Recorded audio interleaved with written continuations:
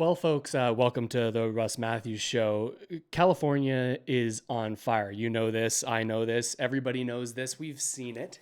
It's not news to us now, and Canada is involved, right? Obviously, it's a tragedy. Everyone losing their homes, the whole city on fire, but gone. It just evaporates in an instant. But Canada has something to be proud about here, something that we've done to get involved here. We're sending our planes, our water carrying planes, firefighting planes. It's something to be proud about. Like, take a look at this. It's pretty incredible, actually, the skill to pilot a plane like that. And I've got a point here. Incredible. Look at that. Skims the water and can. It just blows my mind that you've got pilots like that can go and do that. Obviously, hugely skilled individuals who are operating these planes. That's no surprise to you. But it made me think, like, that's pretty cool. But are we kind of flaunting it a little bit too much right now, given the current environment, given what's been going on as of late? Like, we've already got critical minerals, oil, a whole bunch of fresh water in Canada. And now we're saying, hey, look, we got really dope ass planes too. We've got the coolest planes you can imagine. You're going to have Trump saying, hey, I was already, you had me already at the oil, critical minerals, and I was already going to try to take Canada. But now you're telling me we've got Blastoise planes? We've got these water jet planes? I mean, it doesn't seem like a good tactic to me. If you ask me, it doesn't seem like a great tactic if you're worried about theft of any kind, not to mention the theft of your country, right? Which is what a lot of people are saying is going on right now. Not a great tactic to say, hey, look at all the cool stuff I've got. All the stuff that you could have if it was yours. I mean, it's like, not to be crude or insensitive, but it's like the Palestinians saying, hey, you know what else is in these tunnels? Yeah, we got hostages, but we got a whole bunch of gold too. They'd be in there in minutes, right? This is the kind of, are we flying too close to the sun with these planes? Maybe this will be the straw that broke Trump's back. Military force, not just economic, coming into Canada. You heard it here first. When it happens, you'll know that you heard it here first. Wild times we're living in, but it obviously so sad what happened in California. We're sending our fire planes, but we're also sending our best and brightest to America. Take a look at this image. It's definitely, we're either sending our best and brightest, or we're sending our best and like our brightest dressed, at the very least, our best and our brightest dressed. That is quite the suit, Kevin O'Leary.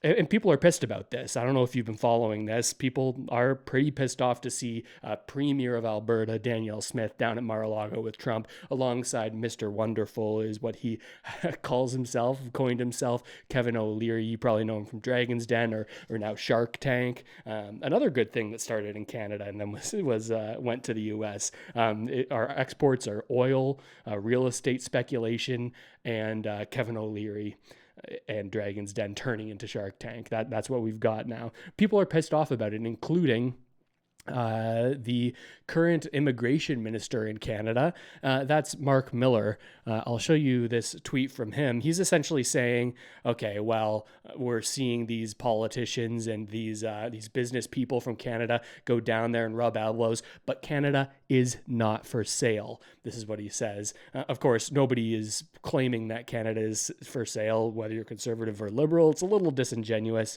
but I digress. Now, our best and brightest dressed are down there. Who knows what they're talking about with Trump? You can take a guess that it's going to have to do with these 25% tariffs on absolutely everything. These tariffs that are being threatened by the Trump administration, which is set to take power in about 7 days, I believe. Kelly Clarkson headlining also the inauguration. Interesting stuff there. So you'd expect them to be talking about tariffs. Who knows what they were actually talking about? Who knows if they were down there getting wined and dined or doing the whining and dining? But people are pissed off about it. There's some people that are saying they're getting ready to sell out our country, and that's why they're going down there. They're Trump bootlickers. We're going to watch a couple things, and I'm going to let you decide what you think about it for yourself. I want to show you this clip because Danielle Smith, despite going down there and having this conversation with Trump, or spending the day with Trump and O'Leary, and Peterson was down there too, apparently, based on some images that I saw. She comes back and says, well, actually, nothing has really changed here. Let me show you what I'm talking about. If this was addressed, but were you able to obtain any assurances from the president-elect, Mr. Trump, on the 25% tariffs that are slated to come in now in under a month? I think we need to be prepared that tariffs are coming. That seems to me I mean, I think we've all seen the biggest irritant to the United States are trade deficits, which they believe they have. I don't actually believe they have a trade deficit. When you take out energy, we actually buy more. All right, Danielle Smith. We know you love your energy. We know you love your energy in Alberta. But she says, hey, despite the conversation that I had, it didn't really get anywhere. I mean, can you really expect it to get anywhere? People are saying her trip down there was unsuccessful. I don't know what they were expecting her to come back with. Just Trump giving up all of his leverage because you've met him down there. Now, obviously, that wasn't going to be what's happened, and I don't think that that's what she was even expecting from this meeting either. But it's what some people who criticize her are saying should have happened. Well, what's the sense in going down there if you're not going to solve the problem here? Sure, I can understand the criticism, but I don't really know what you'd expect to get done down there. I don't think that there's any kind of negotiation going on right now, right? Why would you negotiate right now? Well, you're about to be in power, Trump, in 7 days or around then. Why would you do your negotiating now? And why would you do any negotiating with somebody who doesn't really have the power to do the things that you're asking for? Danielle Smith, Premier, has some power. She's going to be around for at least a little while longer. But the people that you're really trying to negotiate with are the Liberals and Justin Trudeau, who are currently in power and probably will remain in power. My guess is until October, when there's likely to be another election.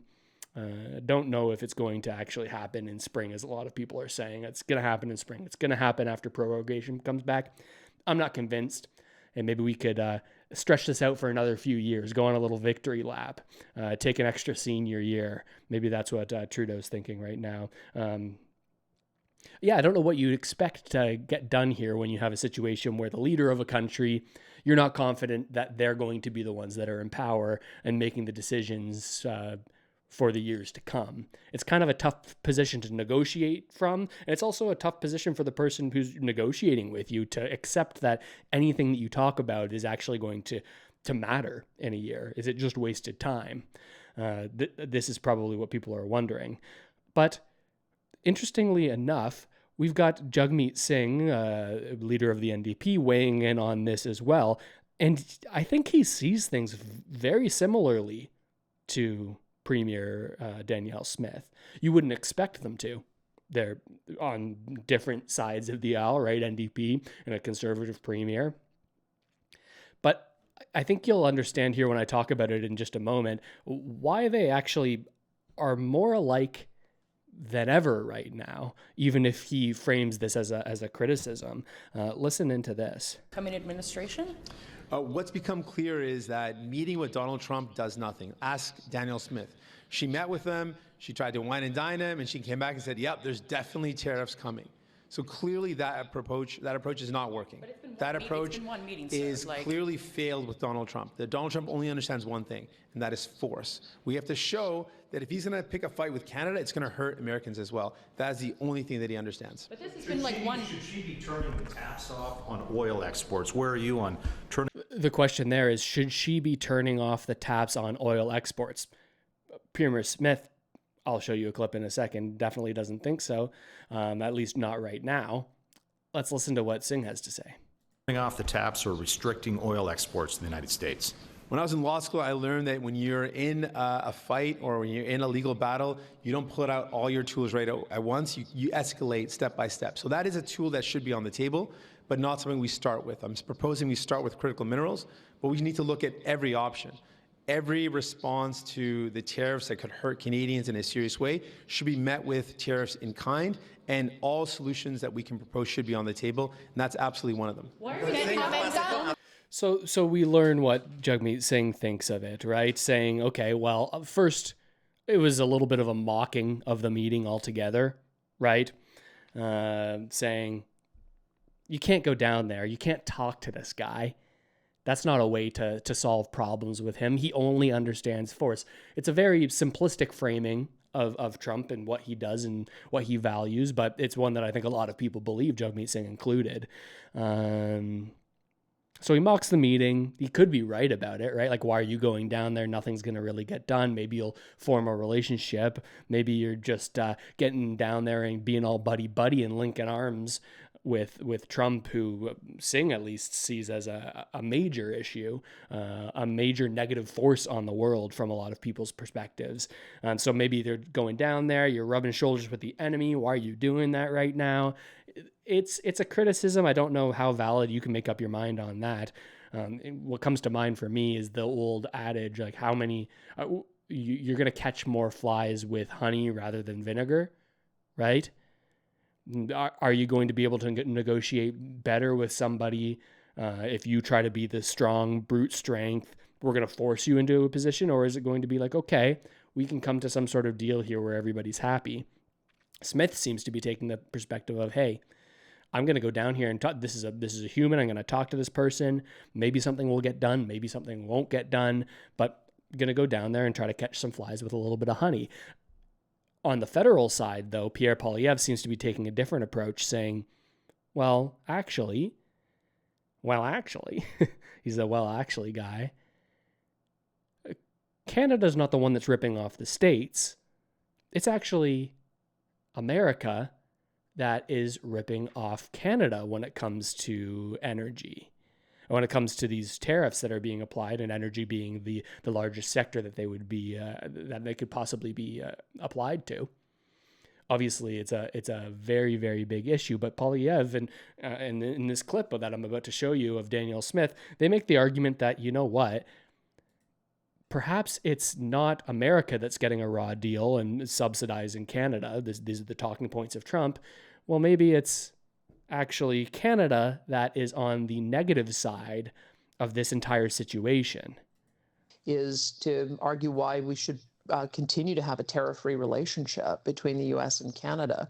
And I think that the bedrock of that tariff-free relationship is energy. I think that when you talk about how we export, and I think that the Conservative leader, Pierre Poilievre, made this point recently, we actually sell discounted oil to the U.S. They upgrade it. So $100 billion worth of Canadian exported oil turns into $300 billion worth of value-added product and exports that the U.S. can then use with their trade partners around the world. So she makes a argument that maybe you heard before, maybe you haven't, saying, okay, well, in Canada, we ship you this oil. You then refine it. Then use it for manufacturing or do God knows what with it. Some of it's for energy, for like end users, consumers. Some for businesses to produce different things.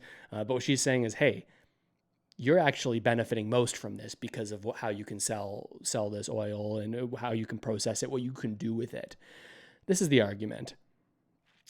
But the thing that's blowing my mind is how sort of lockstep it seems Jagmeet Singh and Premier Smith, as well as Melanie Joly, who has been commenting quite a lot on these U.S.-Canada concerns with these tariffs. They all seem to recognize that now, in this sort of point of crisis, as a lot of people are framing it, now all of these parties agree that the most valuable sector in Canada is the energy sector.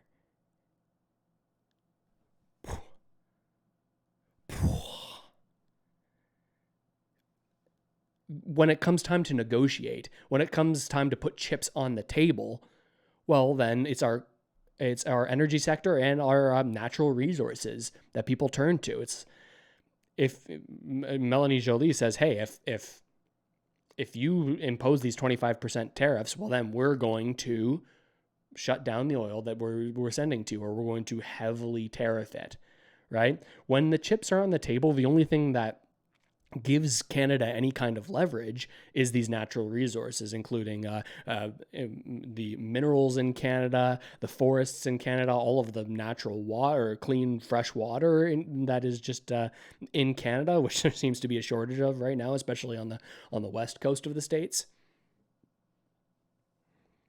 When the chips have to go on the table, now all of these things are precious to us. All of these things are important industries because now we need to use them. They're the only things that we have leverage over the States on, our vast access to these resources. So when it's convenient for people to use this as a bargaining chip, we'll say, well, hey, we're going to cut off supplying energy to you if you tariff us. But when there's not any sort of chips on the table, when there's not intense bargains, well, then it's sinful otherwise to develop these industries. Like, I think there's a lot of reason to believe that Canada would be stronger and certainly more independent from the States if we had more thoroughly developed our energy sector. And I'm not trying to be an apologist for these oil companies. Certainly they've done a lot of environmental bad in some ways, but I don't believe that whatever environmental cost comes from developing these sectors, that it actually is a greater environmental cost than what is happening in the world as a result of our energy sectors not being developed. We see countries turning to Arab the Gulf. Why am I blanking on the name? You know what I'm talking about? Is it called the Arab Gulf? Am I wrong about that? All of these, like the UAE, Saudi Arabia, all of these oil giants, incredibly wealthy, are reaping the benefits of other industries in other countries, other energy industries being underdeveloped, right? But they're not the only countries that are benefiting from this, right? When we look at it, it's not just Singh and Melanie Joly and Danielle Smith that know that these are the most highest value chips that we have to put on the table when we're betting, when we're negotiating here. They're the highest value cards that we can play in this situation. They're not the only ones that recognize this, right? Of course, America, their politicians certainly recognize this, that, hey, that actually is Canada's greatest resource when it comes to negotiating this kind of stuff.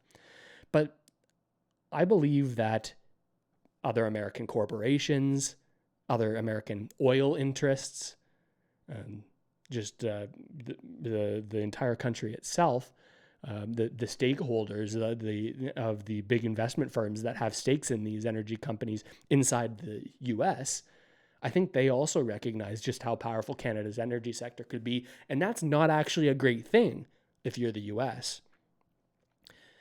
You don't want Canada to be able to ship natural gas to other countries, refine liquid natural gas, and be able to actually provide products of service to a wider market.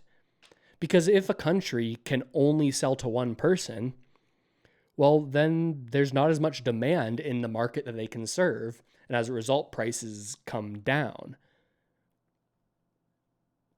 Now, this benefits America nationally in a huge amount of ways, right? You get cheaper than market price energy because Canada hasn't been able to develop the infrastructure required to, well, sell these products elsewhere. If there is a breakdown in this relationship, we're kind of held hostage here because Smith goes on in her press conference to say, well, no, I don't really think that we should impose tariffs on the oil that we're sending them. Of course, she's incentivized to say that because, her entire economy in her province is based on the sale of that, and it could negatively impact jobs in her area. But we're kind of handcuffed here, right? We don't have a buyer who can swoop in and say, okay, well, if you're not selling as much or as profitably to the States, well, at least you have the secondary market that you're selling to. We don't have that. Is that just only solely because Canadians started believing a certain set of beliefs and decided not to develop the ability to sell these products elsewhere? Was that just purely internal to Canada, or did America recognize the power that we would have if these areas were to be developed, and did they intervene? Now, there have been some pretty extreme allegations against people in the States, specifically big oil interests in the States, as well as the government and just the people who are responsible for America's economy, most responsible. There's reason to believe that there was actually interference inside of Canada to stop the production or the growing of this industry, the flourishing of it into something that would make us less dependent on the States. Now, this is all alleged. I don't want to get sued here. Take a look at this. I think you're going to find it interesting. This is back in 2019. You might have heard, okay, we're not on the right tab here. You might have heard this at the time. This is the reporter, journalist, Vivian Krause. She very heavily reported on this phenomenon, uncovering allegations that there were American interests that were funding Canadian charities, Canadian organizations that would then very heavily protest against the expansion of this industry, right? Ways that the organizers of these protests were funded by corporations in America. Take a listen to this. This is on the CBC. You might not hear them talk about these claims today, albeit the interview is a little bit hostile towards her, but I'm not sure that she would even be platformed in today's day and age. Listen to this. Has been researching this for years. She's about to join us from Calgary. Vivian, you say you have found a total of about $40 million from these American groups to over 100 Canadian environmental and First Nations groups here over the past decade. We haven't been able to corroborate all of that, but what we have been able to check out does line up pretty closely to your numbers. What's been the impact of all this American funding? This campaign has been devastating. Every single pipeline project has been sabotaged by this campaign. Oh, and I would add the industry's unsuccessful response. The industry years ago should have taken this campaign more seriously and should have addressed it. But now, how do you know that this wouldn't have happened without American money? Because we never talked about pipelines. They were out of sight, out of mind.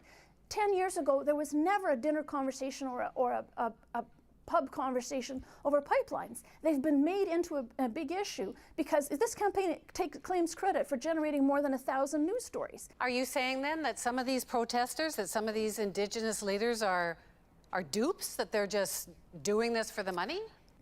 No, I'm saying, I'm sure that, like all of us, we're all concerned about the environment and especially about the environmental impacts, the climate impacts of our use of fossil fuels. But behind the protests, I would never suggest that individual Canadians are paid.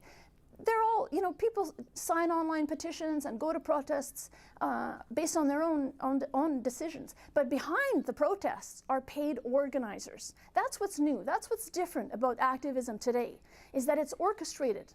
Don't Canadian environmentalists have the right to take money from whomever they want to make their argument? I mean, you've got the oil industry who's spending lots of money to promote its side of the argument. The problem with the whole campaign, Wendy, is that it's not helping the environment, right? Because benching Canada, bullying Canada is what is happening out of the oil market. It doesn't keep oil in the ground. It just means that another country produces the oil. And that's the problem with this campaign, is that it's not helping the environment. The tar sands campaign has not kept one barrel of oil in the ground. It just means that another country is producing that and supplying the oil market instead of Canada. Investment in the Canadian oil sector is down by tens of billions of dollars. That money is now going into the U.S. oil industry. There's a federal election coming. So kind of along the lines of what I've been talking about here. And I don't know if tell me what you think. Am I falling down the wrong rabbit holes here? Am I just sort of lathering, not just lapping up the policies and what people would want me to believe if you're a big oil interest? I don't think so. This makes sense to me. I'm all for protecting the environment and impacting it as minimally as we can. I want to see forests protected. I have a deep connection to the natural environment. I love to go on hikes and be outside in nature. I don't think that I'm not an environmentalist, at least in what I think that word should actually mean. But when I look at stuff like this, I start to think, well, how much of this climate policy and how much of the ideas that are being pushed here are actually to the benefit of the climate and to the benefit of our natural environment, and how much of it is a convenient use of something that is very alarming to a lot of people in order to allow individuals to benefit financially, whether it be America as a whole benefiting from cheap oil coming from Canada because we haven't developed these pipelines and we've even slowed down the amount of development that we've done in this energy industry. Maybe that's a benefit there. It benefits investments in other states, other nations' oil industries. If Canada, who by all accounts has access to the most oil of any country, or at the least in the top few countries there in terms of what we have access to, it just pushes it from benefiting Canadians and benefiting Canada and putting Canada in a higher leverage position when it comes to negotiations like we're seeing right now with the States. It just shifts all of that power somewhere else. To whose benefit is what I wonder. To whose benefit? I don't know if it's all true what Krauss is saying there, but it certainly makes sense that would serve U.S. interests. And after she started talking like this, Krauss was very heavily smeared, or maybe accurately smeared. It's hard to know for sure. But of course, everyone comes out and says, well, this is just somebody who is parroting the arguments of Canada's oil industry. Maybe that's true, maybe it's not, but it makes sense to me. I don't know. Does it make sense to you? But there's something else weird going on, and it's kind of related, and I want to talk to you about it. Listen to this. There's been a major pivot that has happened just in the last little while here. Because some of the biggest financial organizations in the world are turning their backs on something that they had previously said was the most important thing for them to focus on. Some are saying that this change is from political pressure. I have different ideas. Let me show you this headline here. Investor climate group suspends activities after Blackrock exit. You might have heard about this only a few days ago. Blackrock said, hey, you know what? We signed on to this organization. It was called the Net Zero Asset Management Alliance, I believe. A whole bunch of the biggest asset managers in the world came together and said, hey, we are going to commit to investing in companies that are doing their fair share to improve the world, to improve environmental, social governance issues. This is the ESG that was put on a number of different investments. This label, the stamp that was put on certain stocks and certain investments, they all came together and said, hey, the collective hundreds of billions of dollars that we manage, we're going to do good for the world by putting it towards certain things that we deem to be important and taking it away from other things that we deem to be damaging to the world. Now, they've changed their mind because now as BlackRock has left and JP Morgan has left, both companies that have heavy investments in natural resources that environmentalists would largely be against, something that they had the whole time that they were a part of this net zero asset management organization. Now they've backed out. Now they've crossed their names off the list. And enough asset management organizations have now crossed their names off of the list that the net zero asset management organization itself has ceased its activities. There's not enough interest in pushing that agenda forward anymore. Now, some people are really upset about this because they think that, okay, that means that there's not going to be as much investment in companies that would be more responsible with their carbon output and more responsible in terms of developing new clean technology. These kind of language that you hear over and over again. Some people are really upset about it. And they're saying that, well, the clear reason here is because of who won the election in the States. Trump won. He has a different climate policy, different energy policy, different all kinds of policies from the previous administration. So people are saying, well, they're just afraid of Trump, and they're afraid of Trump saying, you know what, if you have your name on this list, I'm going to punish you in some way. This is the argument. I think it's a little bit clearer than that. That makes a little bit of sense. But what this all makes me think is, did this issue ever really matter to these asset managers? Was it ever about saving the planet when it came to their investments? To me, it seems like that was never what was most important to them.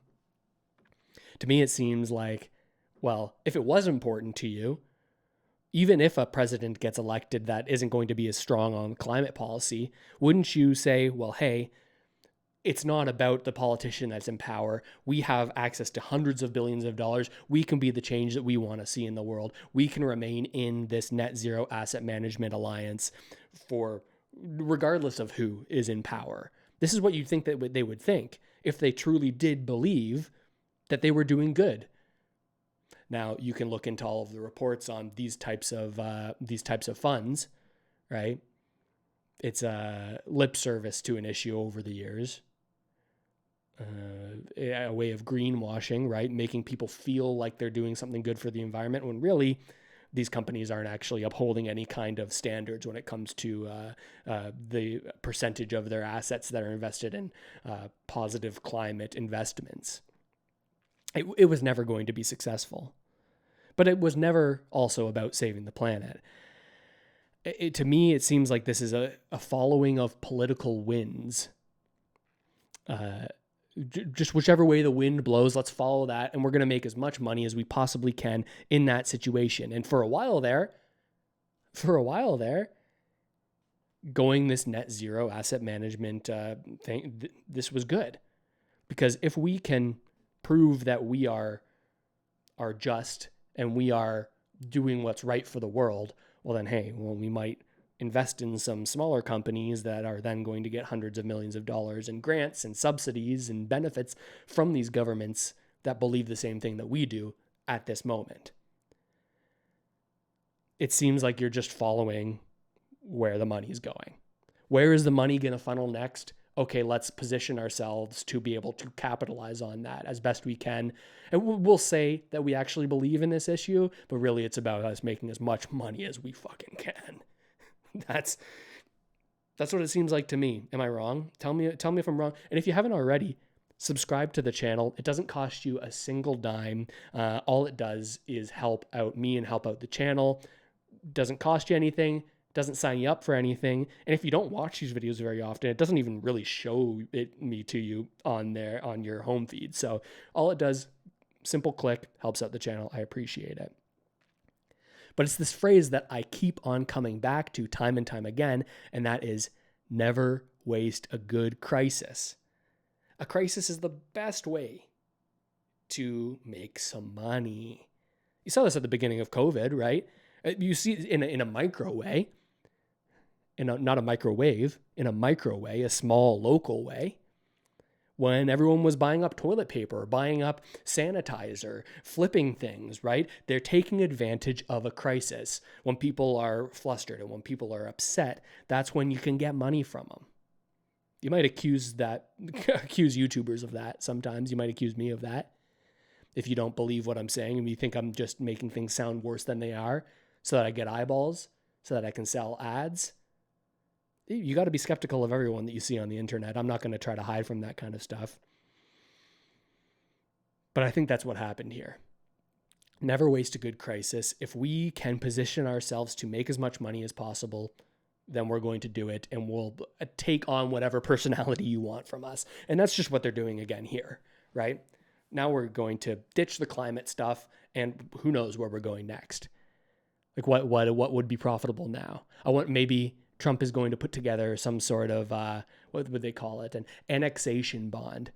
This is just all hypothetical. This is my wild idea. This is where you could, maybe I'll buy some of these new annexation bonds. Something that works like, okay, well, if we invest now, we give you some money, we get these little pieces of paper that say we're entitled to X amount of square feet of the Panama Canal, X amount of square feet of Greenland. This could be a land deal. BlackRock could make a lot of money here.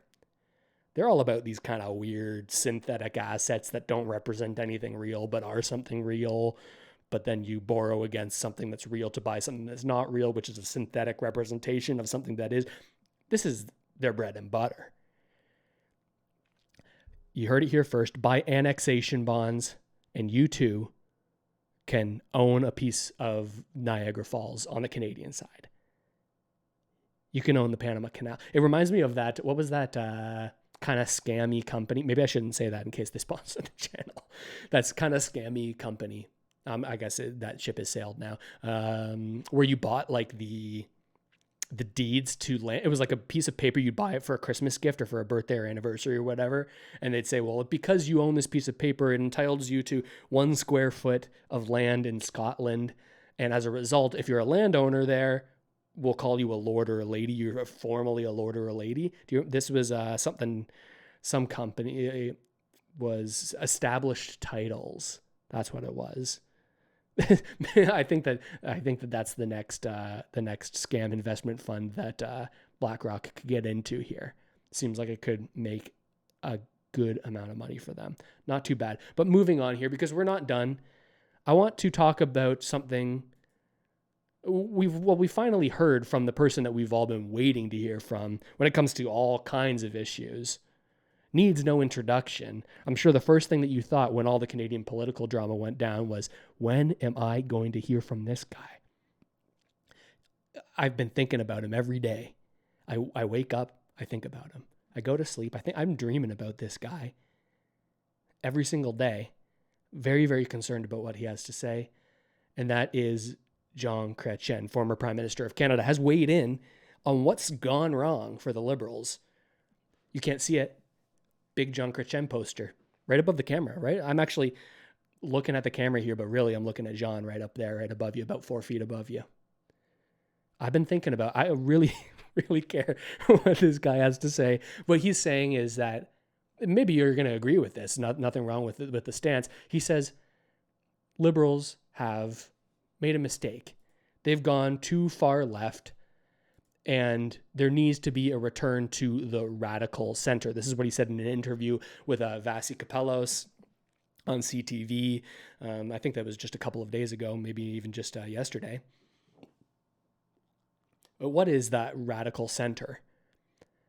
Well, Rachel Gilmore here, who's an independent reporter. Some people love her, some people hate her, kind of polarizing for a lot of people. There's an interesting take here, and it's one that I kind of agree with. She says, okay, this idea of returning to the radical center, what does that mean? And is the Liberal Party taking the wrong lessons away from all of the displeasure with what they've done over the past 9 years? Are they not learning the right lesson? This is what she asks. She says, well, what is this center? Some of the policies that have been most popular from the Liberals have been kind of left-leaning, right? Well, definitely left-leaning, but some of the farthest left ones, things like dental care, in my eyes, the Canada Child Benefit. I think that is good for eliminating child poverty and for incentivizing family formation because it helps out financially a little bit, especially with this demographic crisis. Don't think that that was an entirely bad policy, along with some other social supports for Canada's most vulnerable.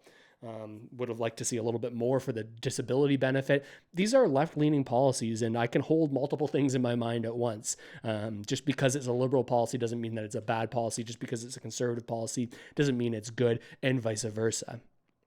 What she's saying here is, are we learning the wrong lessons from the heirs of the Liberal Party right now? Are we learning that these policies that in a lot of people's eyes are actually okay, are actually a good thing, just because you're down in the polls, are you going to rebuke those things that you said you once stood for? Because I don't think it's these policies that do help people on the fringes and do help people who most need it. I don't think that these innately are something that Canadians are frustrated about. I don't think it's that these unique policies. Gilmore's takeaway is like, hey, Pierre's calling us communists, so we need to stop doing all this stuff because people are getting mad. Canadians, I think, for the most part, are saying, well, that's not actually what's going on here. Or I think, correct me if I'm wrong, but here's the way that I think about it. The takeaway should not be that we can't implement policies that help people and we can't spend any money at all to help people. That's the wrong takeaway. That is the wrong takeaway. But the takeaway that I think is actually the one that should be taken away and would be the most beneficial for the Liberals to take away from it is that you can't implement these types of policies if you don't have the trust of the people. This is what has made me so cynical. I'll repeat it again. You can't implement any kind of policies where the government is heavily involved if you don't have the trust of the people. That trust has been lost for a lot of Canadians. That's what's made me so cynical about this stuff. Because ultimately, I think I agree with Rachel. You saw her take there that the issue really is wealth inequality.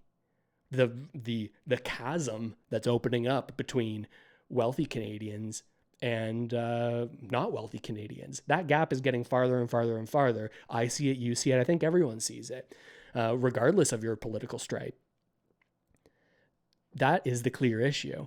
But if you So one side says, okay, well, we can, as a government, we can claim more in taxes from people so that we can then pool all that money so that we can help Canada's most vulnerable. There are a lot of people making a lot of money. This is the solution to wealth inequality. This is what a lot of people say. We can collect more from the most wealthy and give that to the least wealthy. And to that, I say, kind of makes sense, right? When you look at it in a perfect world. When you look at it in a perfect world, policies like that can work. We're not in a perfect world, and more people are recognizing that over the past decade here, at least in terms of the people that I talk to. Because if you lose the trust of Canadians, well, then they're not going to trust that you can effectively implement the types of policies that would actually help people. You can't, let's just say, implement some sort of social safety net program if Canadians believe that their taxes are going to you and about 40% of it is getting skimmed off the top in all kinds of different corrupt, kind of messed up things that have gone on. You've lost the trust of the people. We saw it with this Sustainable Development Fund. Okay, well, how many people who are close consultants and in the Ottawa area got access to that funding and knew how to get access to that funding, whereas other places in Canada didn't have access to that? How many of these companies didn't actually do anything positive for the climate but still received funding? How many of them were like, well, like, let's take advantage, let's not waste this crisis, to reiterate what I've been saying. We saw it with Indigenous reparations payments as well. Not the payments themselves, actually, but more so the business funds supposed to support Indigenous business in Canada. Sure, that's just fine. But then when Canadians see that, It's actually businesses with political insiders that are getting this funding. And there have been loopholes where people have done rent-a-feather schemes, they call it, where, okay, we'll bring in this guy so we can get this status, so we can get this grant for a day, but he's not actually part of the company, and we'll pay him so that we can get this status, so we can show this. My main point being, I think everyone agrees, wealth gap, yeah, it's an issue, it's getting worse. I think what differs in people is their amount of trust in the government to be the ones that solve that problem. In a perfect world, I think a government could collect money from people, collect more money from the most wealthy. That's probably how it should work in that ideal world, and put it to good use, actually helping Canadians on the ground floor, real Canadians that you can see. You can go out to the grocery store, you see them there, you see people that need help. We don't have the confidence that the money is actually going to them, or going to them as efficiently as it could or should be, right? In a perfect world, that would be the way to do it. I don't think we live in a perfect world. We agree the wealth gap is an issue, but I tend to think that it's only expanded by some of these policies that are framed in a way that would make you believe they're here to help. We are so virtuous because we're giving these people this money. That's the way that they're framed. But when you look at the actual results of what has happened, like take housing, we've put X number of hundreds of millions of dollars or X billion amount of dollars to create more homes in Canada. But then you're 5 years later and, well, housing starts are down. We haven't created the type of housing, but developers have gotten some money. Some of the money's just sat there. It's like you're giving lip service to the actual issues. And when I could go on and on about this, but when we get into the costs of financing that kind of spending that for social programs, I think that in some cases can make things worse for the Canadians that they're seeking to help. We look at all of the spending during COVID, right? You can make the argument one way or the other that the economy should have been shut down, should have been somewhere in the middle from where we were. Lots of different places around the world handled it in different ways. But when you look at the spending that went on to support that closing of the economy, there are some pretty big side effects. If you haven't watched my most recent video, I talk about this extensively. Watch it, just came out yesterday. Average people pay the cost via inflation and by watching assets inflate, housing exploding because of the impacts of the quantitative easing that the central bank did, which enabled this social spending. I think that's the difference. Canadians believe there's an issue here. We just don't agree on the way that it should be solved, or have enough trust in the government that they would be the ones to effectively solve it. So I just saw that and I thought, hey, Chrétien's return to the middle. Maybe you were learning the wrong lessons. Maybe it's not about the individual policies, but about whether or not you as a government garner the type of trust that would be needed to implement those policies and have enough people in Canada believe that you're actually going to do it without some kind of corruption going on. I think we're in a spot where a lot of people don't believe that's the case. And I think that was reflected in the polling numbers right now. I thought that was interesting. Let me know what you think of all that. This has been the Russ Matthews Show, hoping to do them multiple times a week. So subscribe to the channel. Like I said, doesn't cost you a dime. If you've made it this far, you should definitely subscribe if you haven't already. Totally free. Doesn't sign you up for anything. Not going to send you any emails. Just click the subscribe button. Free for you. Only helps out the channel if you want to see more content like this. But with that said, I got to get out of here. I got an appointment. I got to go see a man about an incredibly white suit that I'm going to wear in the middle of winter. Maybe I'll get Kevin's recommendation on who to go see. I'll catch you next time.